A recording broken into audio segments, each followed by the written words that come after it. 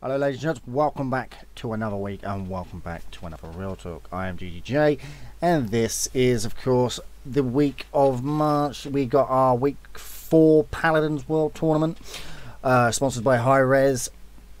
EU, okay, 9 teams. Where you at, EU? Where you at?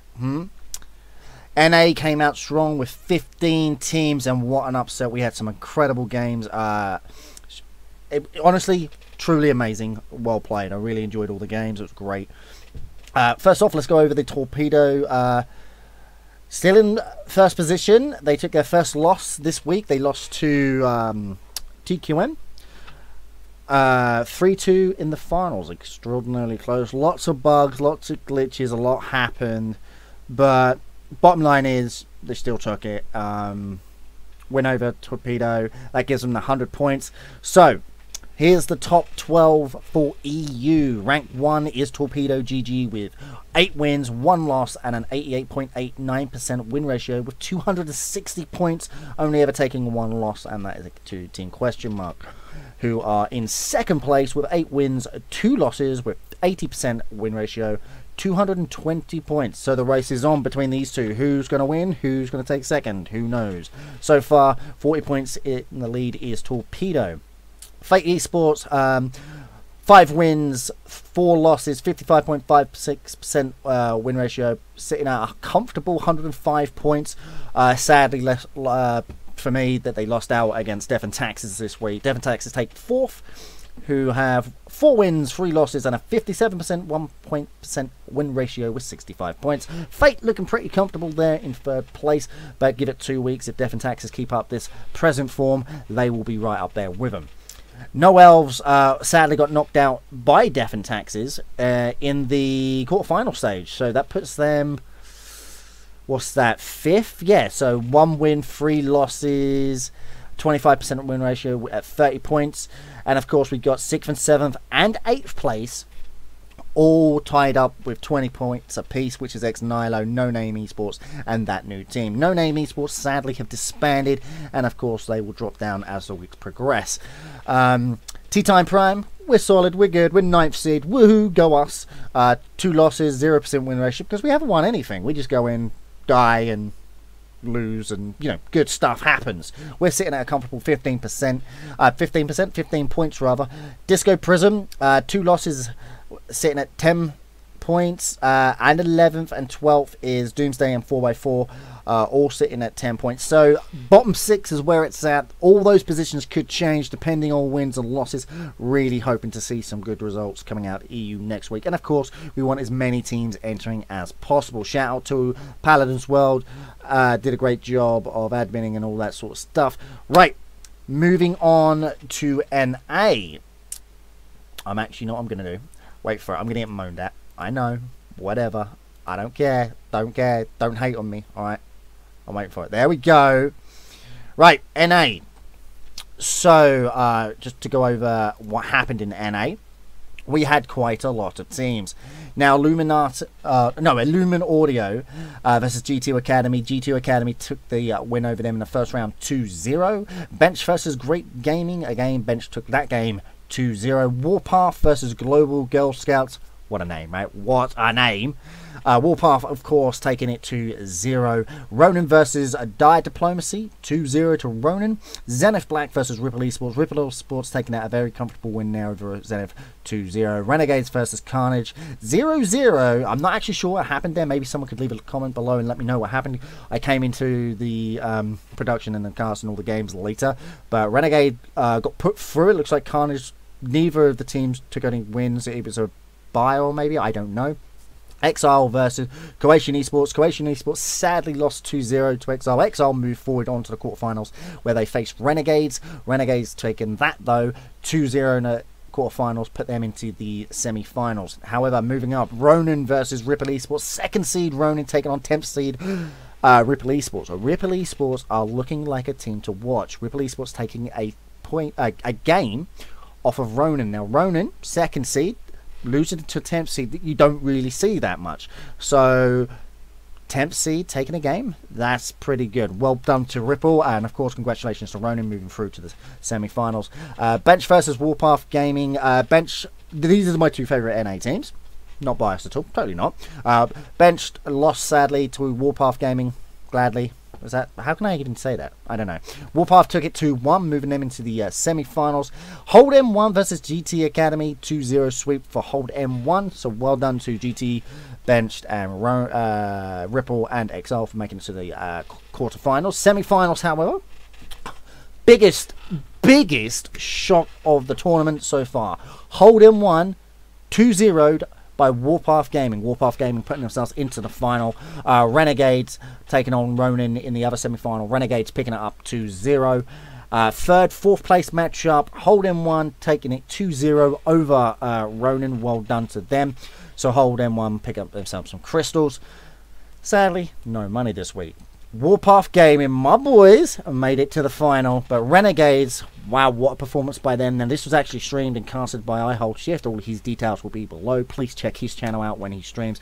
Give the man some love. He's doing a great job. Very impressed with what he's doing. Renegades 3-0'd. Now, we watched these games, and they were extraordinarily close. Like, really close. All three games. But anyway, we're going to move down. It's going to be... in your first position, number 1, Hold M1 Gaming, 8 wins, 1 losses, 88.9% win ratio, with 240 points, because obviously they've took 2 championship wins. Renegades moving himself up into second now.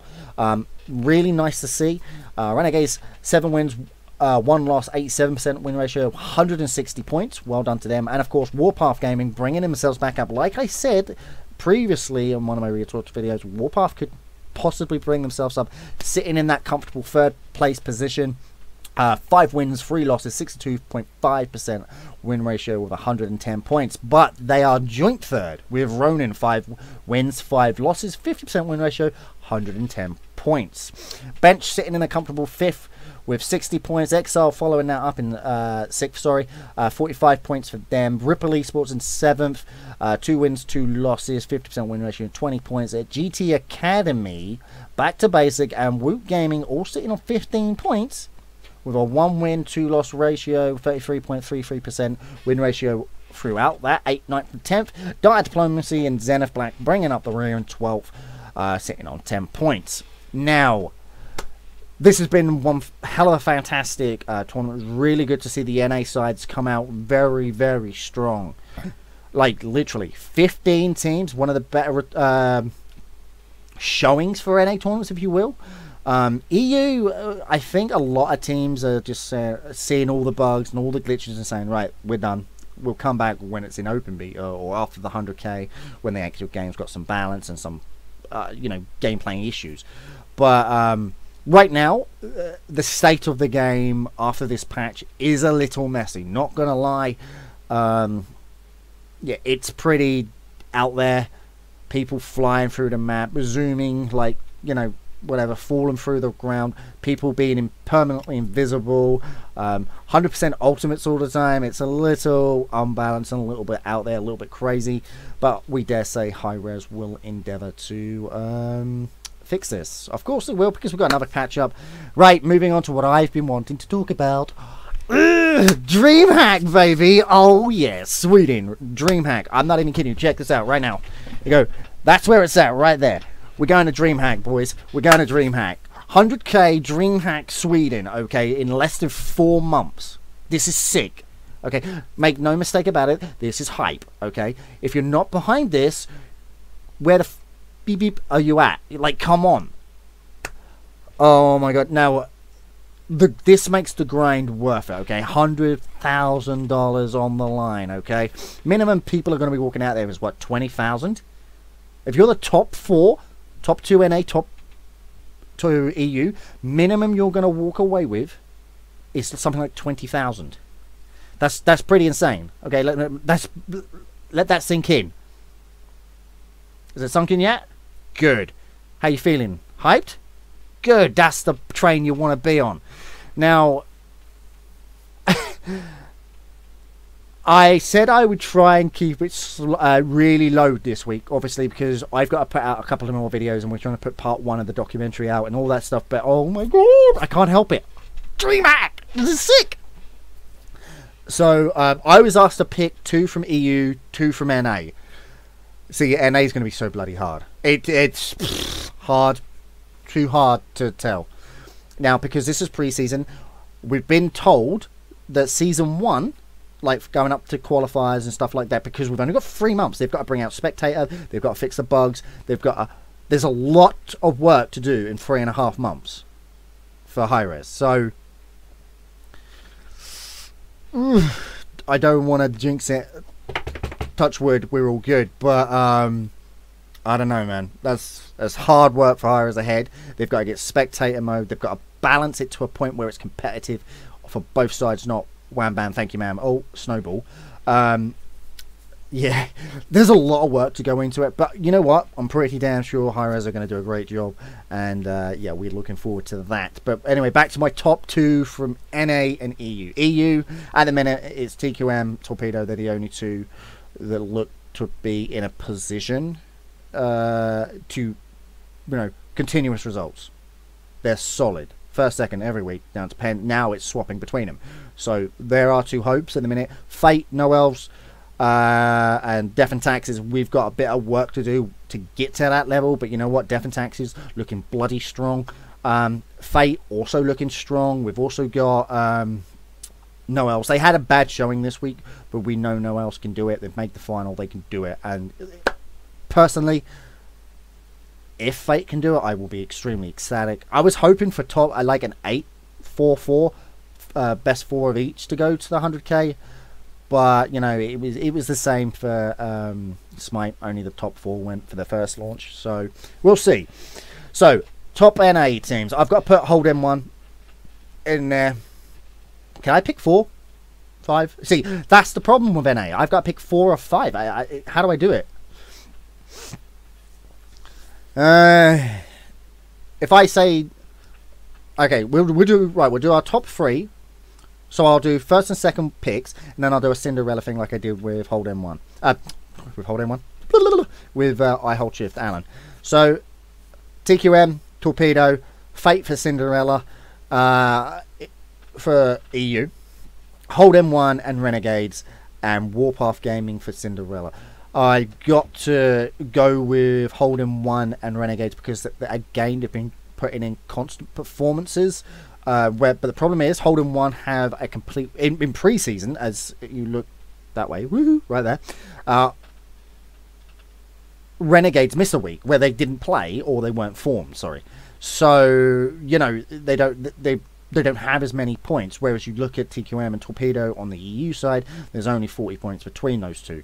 Now, either which way, that's looking very strong. TQM are in a great position to take it off Torpedo. However, don't write Torpedo off because we know exactly what these boys can do, and look at the snowfall and snowball effect they had on the EU scene. Nobody can touch them. They had, what, a 20-game winning streak without defeat? Like, who's done that? Anyone? Anybody? No? Are they over there? Nope, not over there. They're not here. Nobody has done that. Okay. So, there's a lot going on, but we shall see. But that is my picks for EU and NA, and we spoke about DreamHack. Right, Canessa. Oh, what a beautiful woman. However, not viable for... let me just say, I know a lot of you are going to scream, yes she is, but no. My opinion, for competitive play, no. If she hits her shots, if you're like God, like Call of Duty no-scope, 360 no-scopes and all that sort of crap, you can do that with her, then she's viable. Until you can do that with her, she's not viable. She's too easily killed. Her mines, you look at them, they faint. They go, boop, died. One shot, they just literally... But oh my god, she's actually really fun to play. Like, you can do some teleporting tricks with her all over the map. It's on Glacier. Oh my god, it's so much fun to play with. Like, you can hold and you teleport all the way back to the base if you want it. You know, it's so much fun. We've also got...